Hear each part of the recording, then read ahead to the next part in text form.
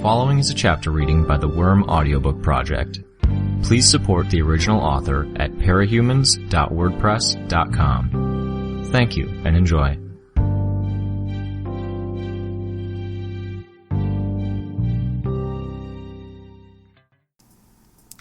Arc 29, Chapter 8. The stairwell was buried under chunks of concrete and steel large and heavy enough to flatten trucks. But the ceiling was high, and the gap in it gave me a view of the chamber beyond, lit by the red emergency lights. My view of Scion was obstructed by the rubble on the stairs, but I saw the golden glow that he cast off. He was so small, so far away. The partner, so massive. The room looked like an aircraft hangar. My bugs reached out, and I could only sense the three walls closest to me. Vast. The partner filled the space, beautiful in a way I struggled to put words to. It was like a volcano mid-eruption, stone mingled with the orange-red magma spray, or smoke reaching incredible heights. It was breathtaking in the sheer elemental nature of it.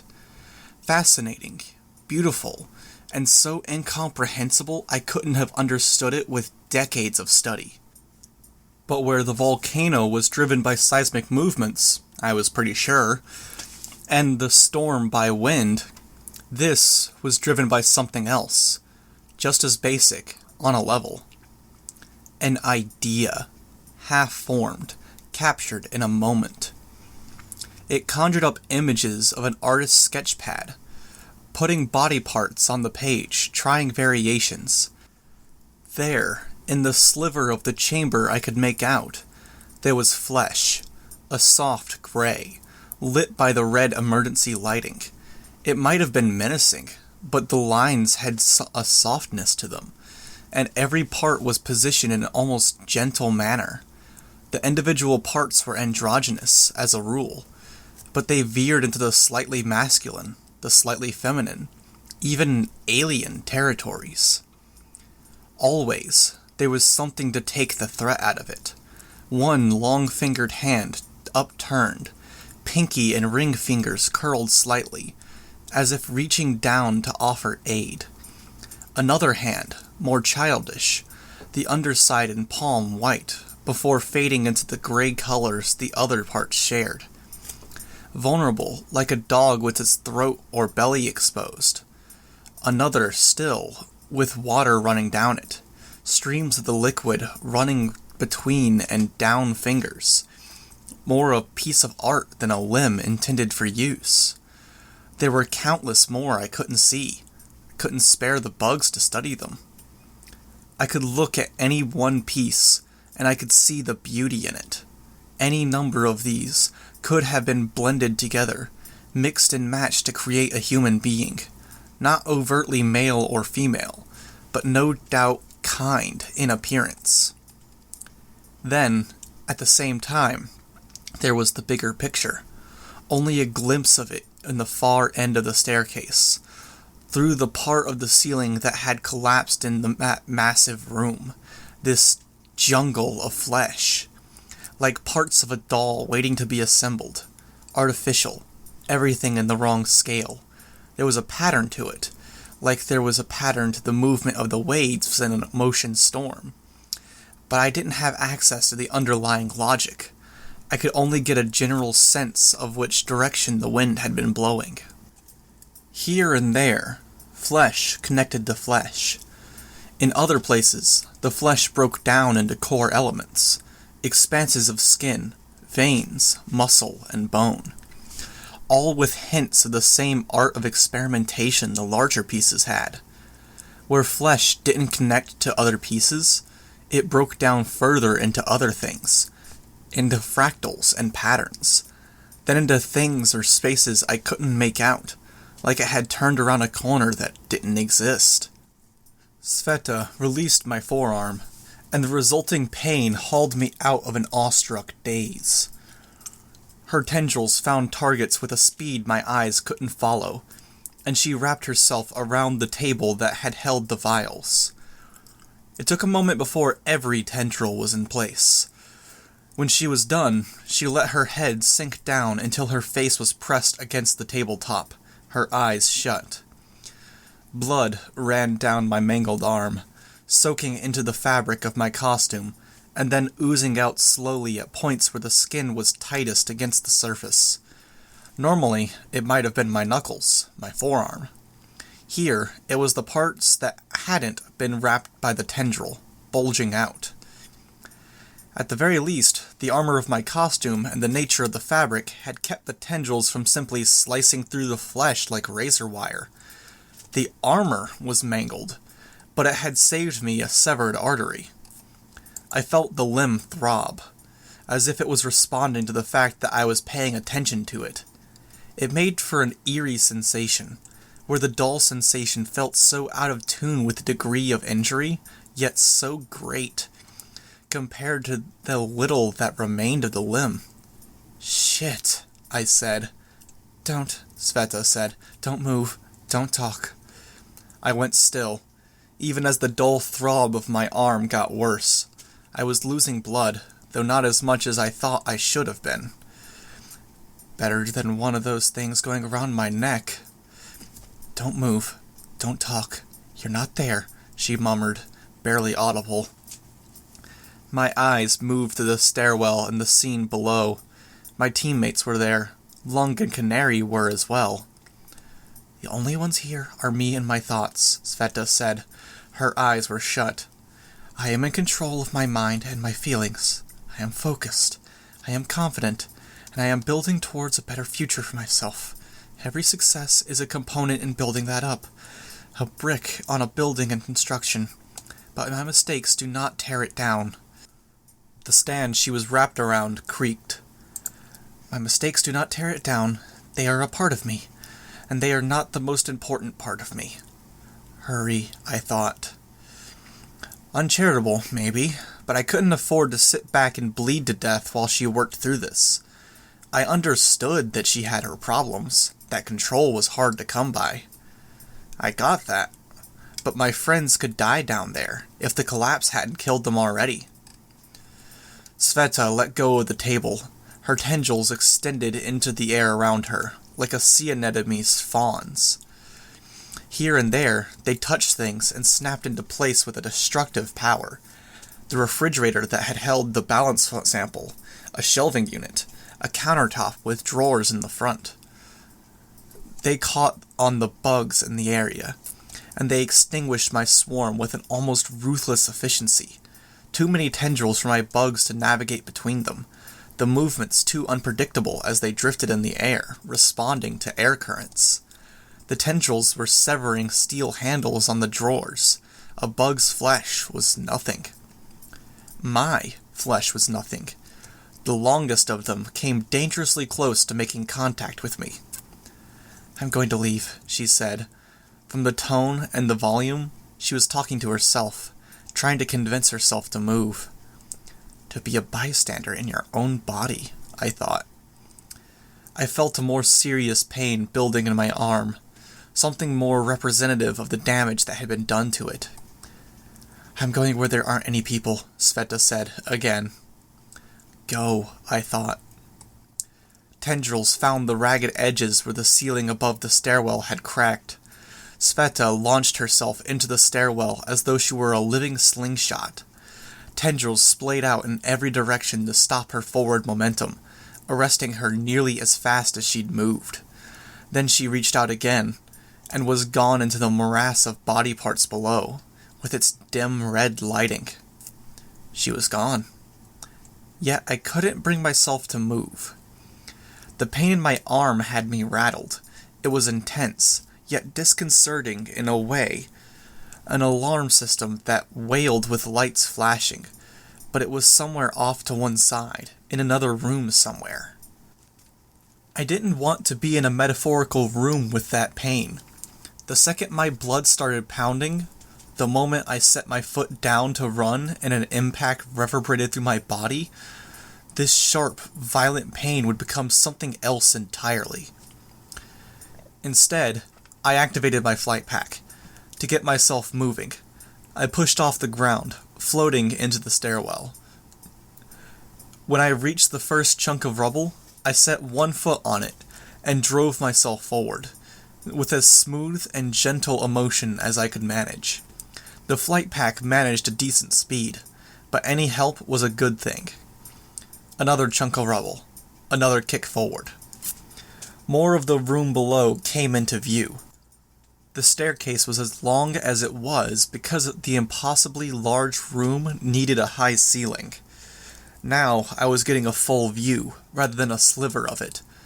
Coupled with the input from my bugs, I could see just how much of the partner's flesh filled the space, flooding whole areas, interlocking or simply arranged side by side, nearly 3 stories high, and many of the parts reached from floor to ceiling. I pushed my swarm through the space, and I could feel a kind of disorientation, something I'd experienced before, in mild doses. I directed my bugs from point A to B, except they only made it part way, or they moved too far and arrived at a slightly different location. Ominous. And it wasn't the only thing that caught my attention. As I increased my speed, descending towards Scion and the others, there was a creaking noise, the groan of a structure settling, of tired floorboards and hinges in dire need of oiling. I didn't stop. I couldn't tell with my ears, but my swarm had a range of hearing that extended beyond the human spectrum. Through that distorted sense, I could tell that there was a sound that was gradually getting worse, a screeching, tearing noise. At my command, bugs moved away from the second entity, away from Scion and the rubble, and they headed up. The combination of fine sensory input and the hundreds of bugs told me that the tremors were worse in specific spots, the cracks deeper in spots. It formed a map of sorts. Where the cracks were, the tremors and creaks, areas stood out as danger zones. I passed the patch of blood and mangled flesh where the doctor had fallen. Some of the tendrils had crushed their way through bone, severing the skull in half. Others had found their way into the cracks between joints, sawing through connective tissues, muscle and skin, to completely detach the limbs. If any part of her had still been alive, the rubble had crushed it when it had fallen. I accelerated my forward momentum with another gentle kick. Chunks of the ceiling dropped. I didn't slow, only using the senses the bugs offered along with the flight pack to move out of the way well before they could reach me. As I'd done with the rubble, I kicked off a falling section of the ceiling to better change direction and propel myself forward. I found the others. Gollum was almost invisible as he created hands of concrete to shield himself, Cuff, and Imp. I'd nearly mistaken his hands for one of the false ones. The only difference was that his hands moved, for a little while. Rachel had an unconscious canary slung over her lap. Lung had foregone riding Bastard to run on his own, loping forward on all fours, climbing more than he ran. It was too hard to move through this labyrinth, where the pale gray flesh occupied as much space as it left untouched. Easier for Lung to lunge forward, grab an empty eye socket, then leap forward onto an outstretched arm. The dogs found solid surfaces to leap onto and away from. The Numberman, Alexandria, the Harbingers, the wounded and the captured Case 53s were in another group. He'd found a spot he deemed safe from the collapse, beneath an arch of tissue. The materials that were falling were all substantial pieces of granite bigger than a truck, concrete shelves, panes of solid steel torn at the edges where stress had brought them free. The impacts were heavy enough I could feel the shockwaves in the air. It made my arm move, which renewed the pain, reminded me of the blood loss and what was very possibly catastrophic damage. I felt an edge of panic, not a familiar feeling. It wasn't being hurt that was the problem, but the amount of attention it was occupying. I needed to focus, to pay attention to any number of things, and yet my arm kept screaming for me to fix it. Why had I touched her? I hadn't been planning for her to save me, hadn't even been aware she could. A distance away, a chunk of concrete fell atop Scion. He barely reacted to the blow itself, but he lashed out, a controlled blast, very carefully avoiding contact with his alter ego, simultaneously obliterating much of the offending material. I could sense the others splitting further apart as the blast brought more of the architecture down around them. Scion rose into the air, floating deeper into the room. As he'd done with the vials, he touched the flesh beside him, almost tender. I drew closer to the others, carefully navigating between the fractal webs that the tissues seemed to emerge from. My bugs helped pave the way, checking where the routes were the best. Again, the bugs' trajectories seemed off. A few flew into the fractal spaces, and subsequently dropped off my power's radar. I was caught off guard when my path veered unexpectedly. It had been safe for my swarm, but it led me off course, the entire room seeming to swing as the bugs on the ceiling and floor moved, and I seemed to stay still. I found myself on course for a fractal hedge that bordered the top edge of a large eye. I was already readjusting, carefully gliding myself towards a safer, open space. If I hadn't had the benefit of my swarm, if my reflexes had been slower, I might have collided with it. I wasn't entirely sure what might have happened if I had, but something that put my bugs well beyond my reach couldn't have been good. The near miss was making my heart pound. It wasn't something I would have paid attention to, normally, but now it was impacting the damage to my arm. My entire body was starting to ache, as though the nerves in and around the injury site itself couldn't host it all. I couldn't calm down, so keeping my actions low-key and maintaining a low heart rate wasn't helping as much. I increased my pace a little, using a bit more force as I propelled myself forward. Bastard barreled through a shelf of skin, muscle, and rigid rubbery material that might have been cartilage. So soft, breakable, I thought, as I changed direction, moving lower to the ground. I might have said the idea dawned on me, but dawn implied light, the rising of the sun, the start of a new day. This was something else. The notion descended on me, that I was seeing what Tattletale had talked about. She'd called it the well. Scion was only the tip of the iceberg. Any damage to him drawing from the well to fix his physical body. This was it, the other entity. It had never established the separate self, independent of the well. Something had gone wrong. I thought about what Cauldron had said, about having already saved the world. They fought this thing, and they beat it. The collapse was dwindling, but it was dust and finer rocks that were falling now, billowing through the space. Just as scary on a level, and it was hurting visibility. Rachel, Lung, and the canines tore through a barrier I'd thought they'd take their time to circle around. My course had been plotted to put myself in their way, and now I threatened to fall behind. Instead, I dropped down, taking a steeper course. No, they were moving too fast. I was going to land on top of Lung if I maintained the course, instead of landing in front of them, and that was if I didn't slow down before hitting the ground. I maintained the course. I didn't slow down. Instead, I tried to shout a heads up. He has enhanced hearing. Lung. My voice wasn't as loud as I'd hoped, and I was drowned out by another shower of dust and debris. The only reason I didn't hit him hard enough to break one of our necks was that he stopped to grab 2 fingers in the midst of our surroundings, tensing to throw himself forward. I landed 2 feet in front of him, twisting myself around to avoid letting my arm hit the ground directly. The vibration shuddered through my entire body and increased the pain 100-fold anyways. I was left barely able to breathe, writhing on the ground, my arm crushed between my thighs and my stomach, because squeezing it and applying pressure like I was proved a fraction less painful than letting it move on its own. And Lung loomed over me.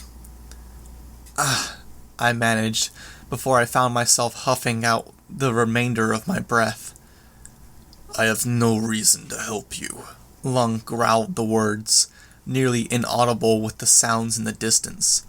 His voice was altered with his transformation, slurred.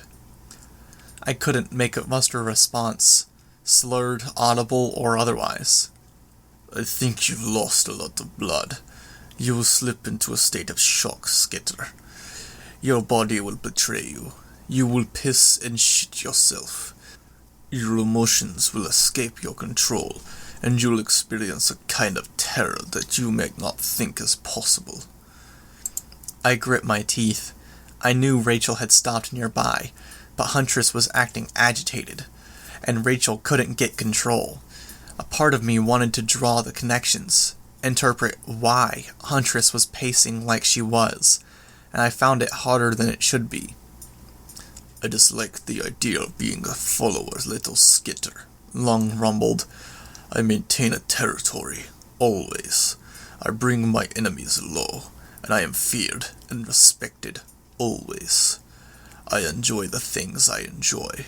Drinking, food, fucking women, never being fully out of control. You understand? This is my fate, I thought, a little deliriously. I die getting monologued by a supervillain. A man told me that in Go, it is deemed more worthy, more honorable, more respectable, if you can accept the fight as a loss and surrender. If you are right, if it is the right moment. I came with you because I knew I would not beat him in another fight. Here, there is something I can do, but I do not follow you. I do not give up the control. I would say partners, but I would be lying. I did what I could to meet his eyes. I still had Defiant's knife in my hand. I deactivated the blur and let it fall.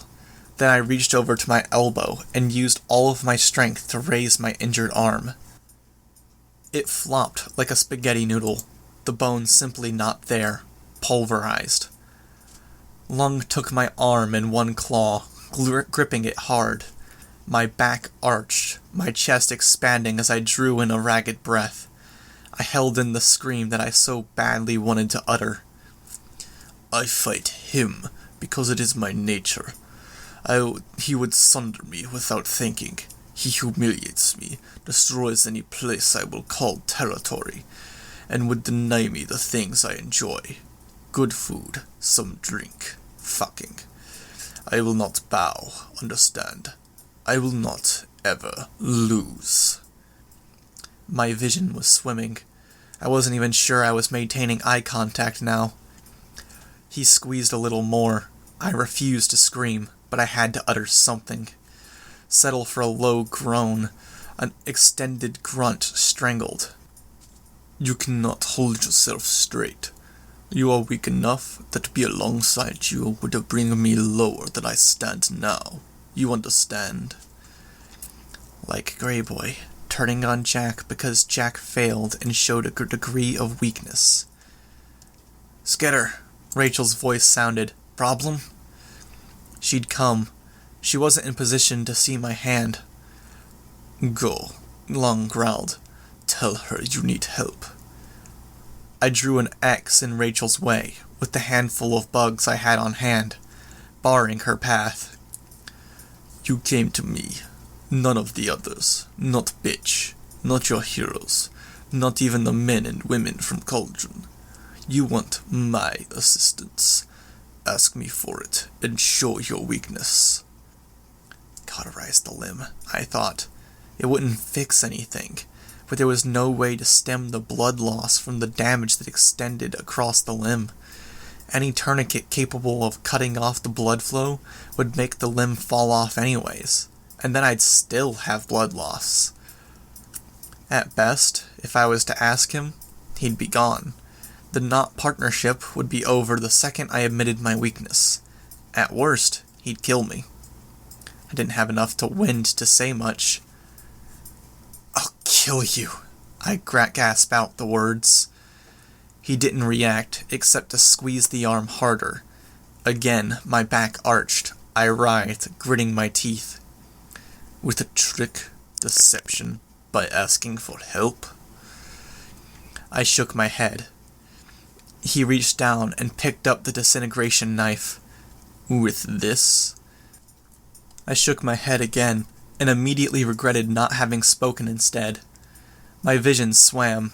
I had to fight to keep my eyes on his. He didn't follow up with another question. Come on, I thought. Can't hold eye contact.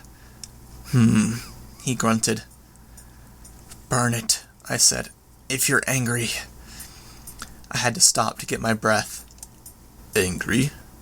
Me beating you. Twice. Then enjoy burning me. But fucking burn it off. There was a long pause. He lit his hand on fire. My mangled arm went up in flames. I broke eye contact. I might have screamed. I wasn't sure.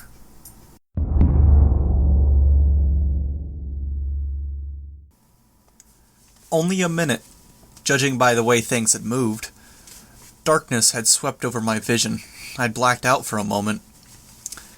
Arm gone. Stump burned black. I was draped on Huntress's back, behind Rachel. Canary was slumped over in front of her. My entire body hurt in a steady, consistent way that suggested it wasn't injury, but the aftermath of the other trauma. It was very possible my body was flooded with whatever neurotransmitters told it I was in pain. I wasn't up to fighting my way to an upright position. It might even be dangerous. I'd started with a good number of bugs, but they'd been whittled down. I had only a few thousand now.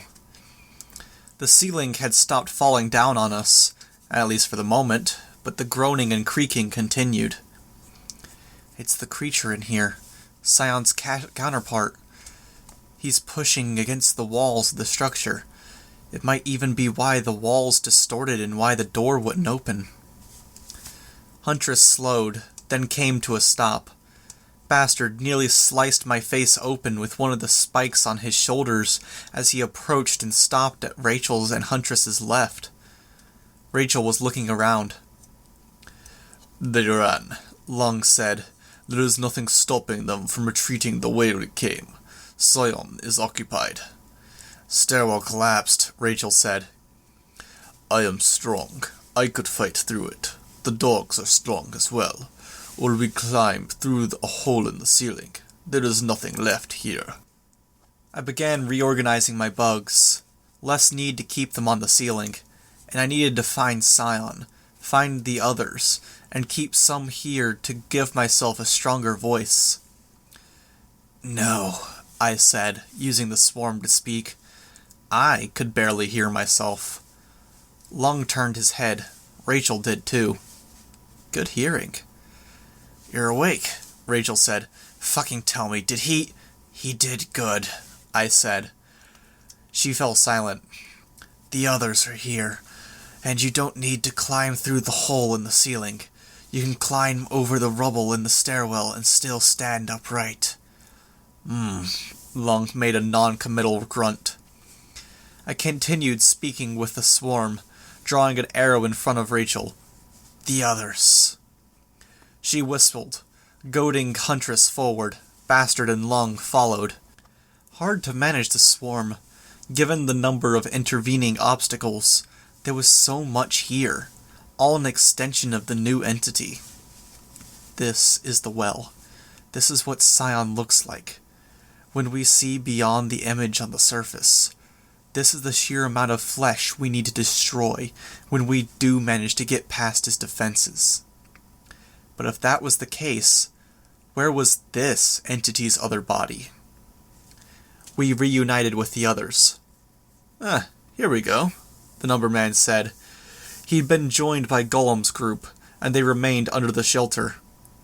"Holy shit," Gollum said. "Weaver, your hand." He said it like I wasn't aware. But I didn't respond. My focus was on the swarm. They'd found Scion. He was floating opposite another figure, a sexless human shape, with hair that was disproportionately long for its body, hanging beneath the point where one foot dangled in the air. The figure was incomplete, fractals extending from portions of its back, of arms, and one leg.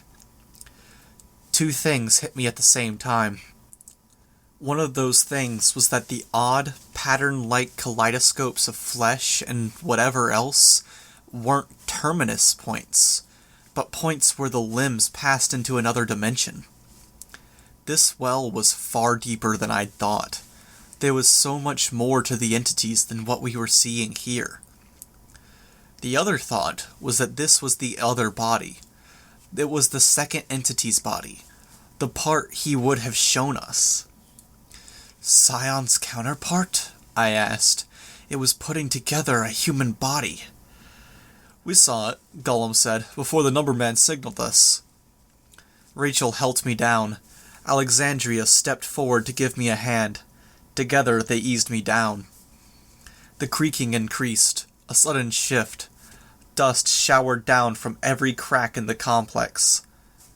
"I feel like a traitor for saying it," Imp said, "but looking at this, hearing all we've heard, I'm sort of starting to agree with the doctor. Abstract solutions are looking a hell of a lot better." "We need to leave," I said, still using the swarm. "All this trouble to get here," Imp said, "and then we go? Madness." "No," I responded. "I was joking." "No, we came for answers. This is it. We had answers. Now we just need to get to a position where we can use them. Get them to Tattletale, to other thinkers." "And Scion?" "Scion's occupied," I said. Scion was cupping the face of his counterpart. The figure, no doubt gray-skinned as the body parts that made up this area, was slack-jawed. He looked for futures where he'd find his counterpart, I thought. This was one of them, just not what he wanted or expected. Probably not even something he thought was possible. "Not so easy to leave," the numberman was saying. "The structure has shifted, rotated. It's designed to, corkscrewing down over time, and with any degree of force or movement. It ensures the integrity of the panic room function, and it would have confused some of the first powerful non-cauldron teleporters we were aware of. The route you use to enter no longer leads into whatever corridor or entry point you use to break through. We'd have to dig anew. Even with the Siberian, it's time-consuming." "This seems less than wise," Lung growled.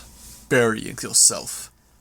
"Frankly," the numberman said, "we expected that if we had to lock ourselves down here, we wouldn't need to leave."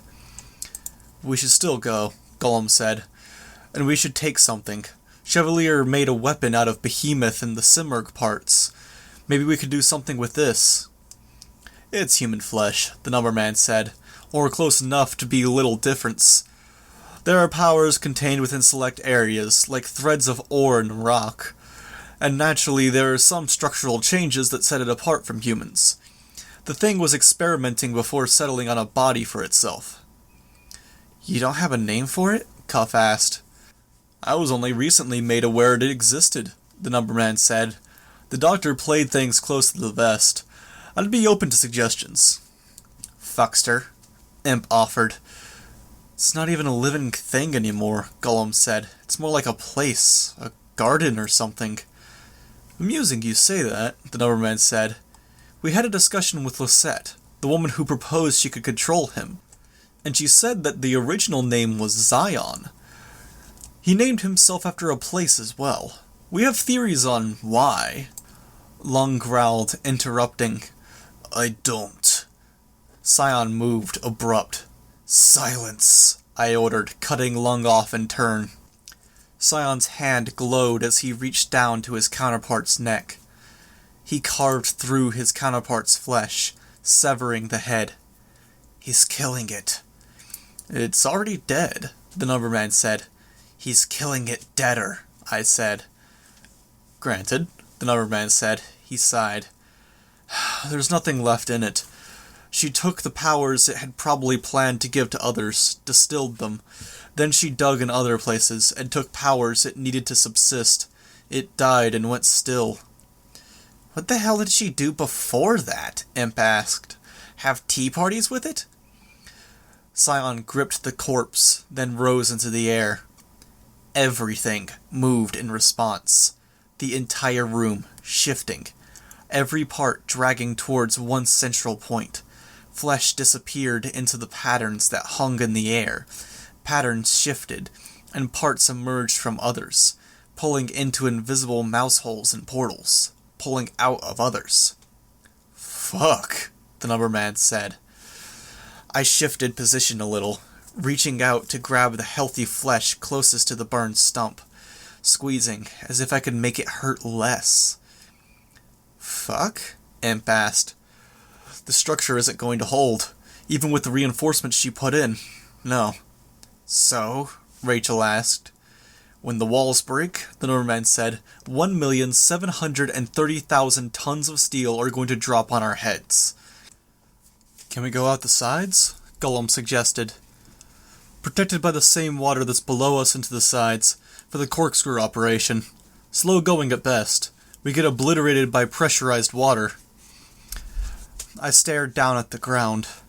My burn hurt so much I felt nauseous. I almost felt lightheaded. Probably a side effect of the blood loss. The Siberian, I said. Protection effect. Can only protect a handful of us. Less if you intend to move after things collapse. 2 hands, perhaps 2 feet, 1 behind. Only 5. 5 wasn't good enough. Scion had his hand raised over his head, the other entity held above, with masses of its flesh trailing beneath them. My bugs told me the ceiling was arching slightly. I could see where the ceiling met one wall, how a crack was forming along the edge. Ceiling falling, I said. I moved my arm to point, and I only wound up moving my stump, suppressing my reaction to the pain so I wouldn't provoke Lung. Gollum reached out into the side of his suit. A hand began emerging. Too slow. A full third of the ceiling over this room looked ready to collapse, and it was big enough and close enough to wipe us out. Alexandria flew forward. She caught the shelf of steel, concrete, and granite, buying time, even as the slab continued to crack and break down where the stress of her holding it warred with the sheer weight and lack of support in other places. Gollum's hand propped it up, fingers curling around the edge to secure it. I still wasn't thinking straight. What's he doing? Guff, find me a big piece of metal to use, Gollum said. The bigger the better. And I'm talking big. The column? She asked. It broke up some, right? Find me the closest, biggest piece. Cuff nodded. Lung, Siberian, help us. Gollum looked back to me. Go, I said. He went without another word. I was left sitting where I was, with injured Case 53s, an unconscious canary who'd apparently had a hand crushed, and a conscious, mostly unharmed Rachel and Imp. We stared up at Scion. Well, Imp said. He used his golden light to burn the other. It coursed through the tissues, through the entirety of the thing. An ocean of experimental features, of flesh and body parts. Well, Imp said again. I could almost sense a feeling radiating from Scion. A hard emotion to name, if not a hard emotion to place. I'd experienced it well enough. Many had. He was lashing out, destroying the remains, out of bewilderment, sadness, despair, anger, confusion. All of it unfiltered. The same emotion a child might experience with their first loss. What a child would feel when they lost something irretrievable for the first time. When something was stolen from them, and they hadn't prepared themselves for the possibility on any level. It was what one felt as a child if they lost their dog, their home, their innocence. Their mother. It's like when I lost Rollo, Brutus, or Judas, Rachel said. Yeah, I said. When my bro, Imp said, trailing off. How do you even articulate that? When he was broken? Yeah, I said. Fucking good, Imp said. I hope it sucks for him. Together, we stared. We watched Scion burn his partner, putting a torch to the garden. Alexandria flew overhead to join the others, helping. He dropped the remains, and they spooled out from some other dimension that the garden had spilled out into. Gollum began creating the hand. The entire room shook as fingertips emerged, each a small building unto itself, cupping over a protective barrier. Nothing that would hold out against the kind of weight that Numberman had been talking about. Then Cuffed used her power, separating the hand in half, so it was the palm and 4 fingers. I heard him say, Siberian, this large? Yes, the Numberman said. Usually it's you with these plans, Imp said. She's hurt, Rachel said. I gripped my teeth, not taking my eyes off Scion. No, that wasn't my excuse. I was too focused on other fronts, not on survival. Fuck that.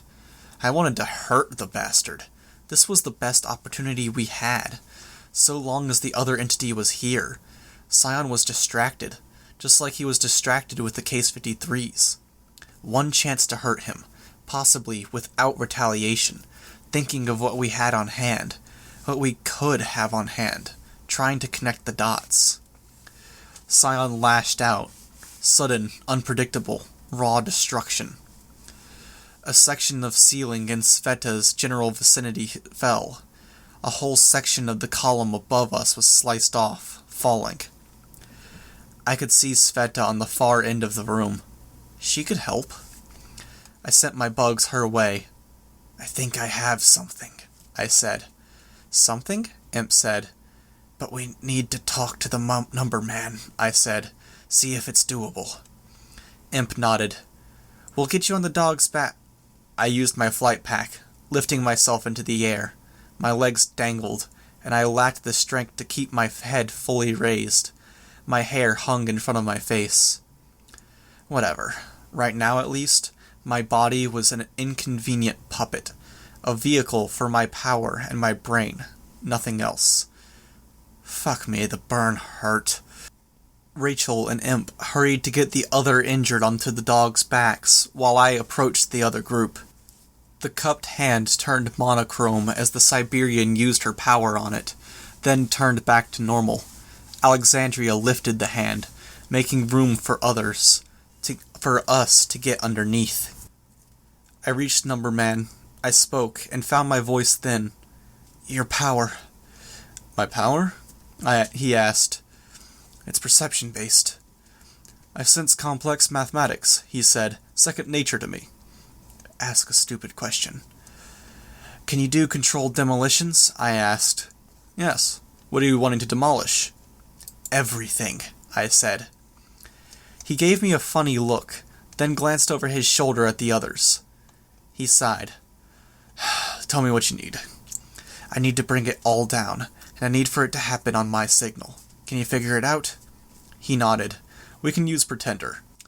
I turned my head, gazing at the remains of the garden, slowly being consumed and reduced to motes of darkness by the golden light. We can use Sveta too, I said, if she's willing. Try to figure out what we need to make this happen.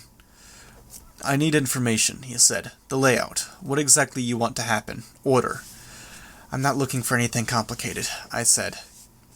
I began illustrating the nature of the roof, where the cracks and rents were, and how deep they went. I also began drawing out the remaining cords I had stashed around my costume. Cuff? What? Secure this thing. We'll need a floor. A floor? Fast.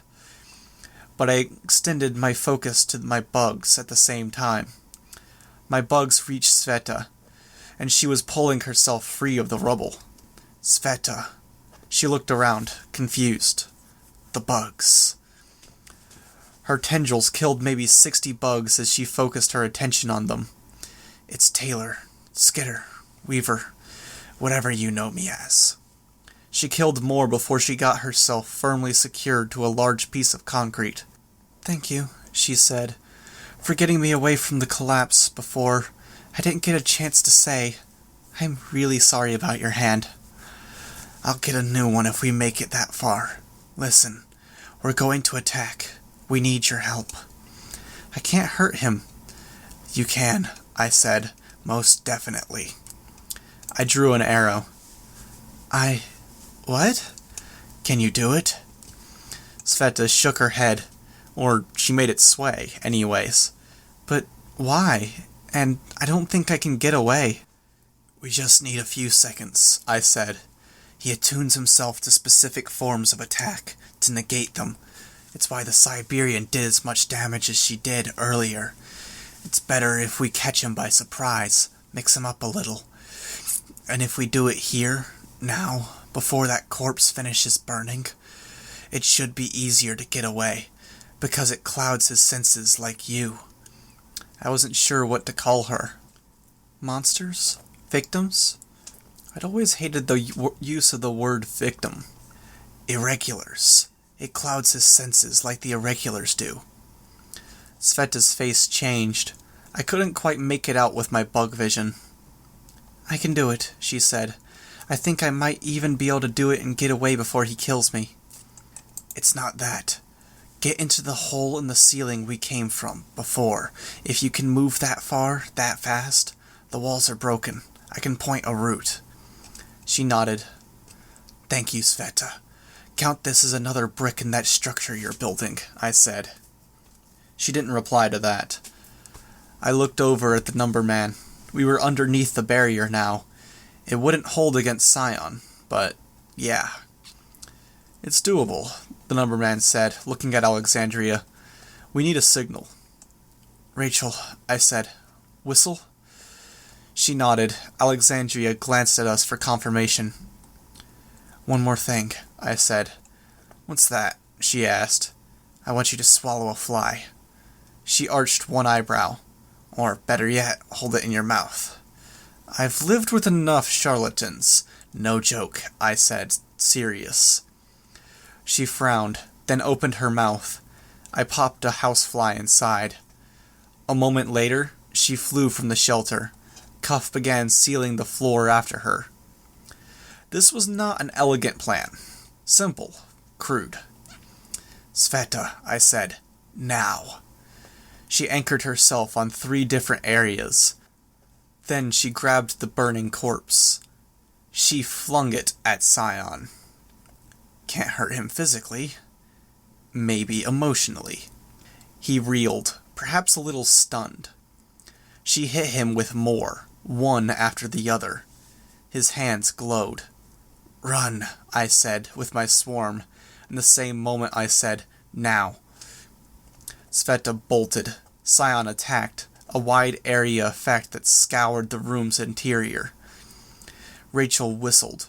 Using the only opening remaining, Cuff closed it. Outside, Alexandria charged in response to the signal. She slammed into key points, where the structure was weakest. I'd outlined some of it. The number man had inferred the rest.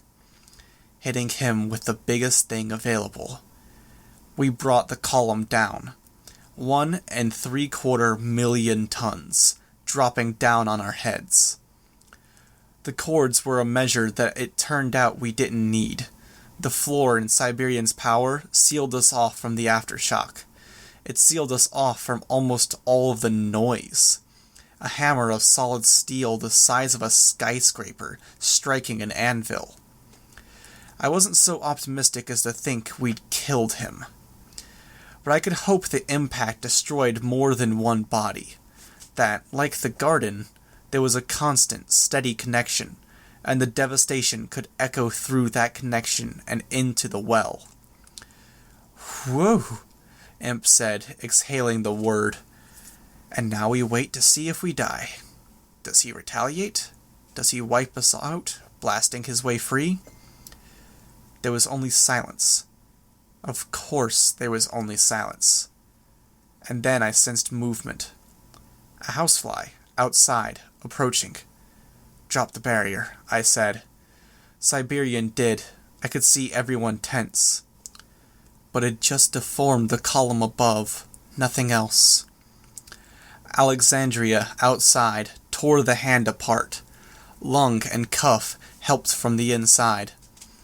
He'd blasted his way free, straight up. Alexandria had torn away the flooring and the chunk of remaining column from on top of us. Sure enough, there was a fist indent in it. "Whew," Imp whooped. "Screw you, Golden Man." I swayed a little, nearly falling. Rachel caught me. "You okay?" Cuff asked. I nodded. Fuck me, that was satisfying. "I will take your word for it," Lung said. He held Canary. "Aw, he's upset he didn't get to play a part," Imp mocked. I looked at Lung with Canary, my eyes roving over our assembled number, ideas falling in place. "Except," Gollum said, morose, "he's pissed off now." "Pissed off is something we can use," I said. "A solution?" Numberman asked. I shook my head. "But I think, now, I'll know what it looks like when I see it. Hospital next. I'll explain on the way."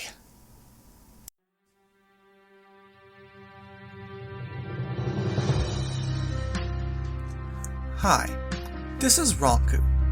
You just finished listening to a chapter from Arc 29, Venom, from the web serial Worm, by J.C. McCrae. This production is brought to you by the Worm Audiobook Project. If you'd like to know more about us, or to volunteer your own services, please check us out at audioworm.rein-online.org.